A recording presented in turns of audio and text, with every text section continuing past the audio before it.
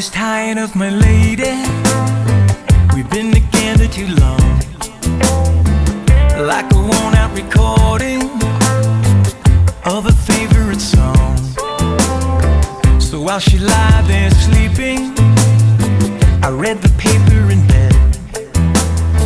And in the personal column, there was this letter I read.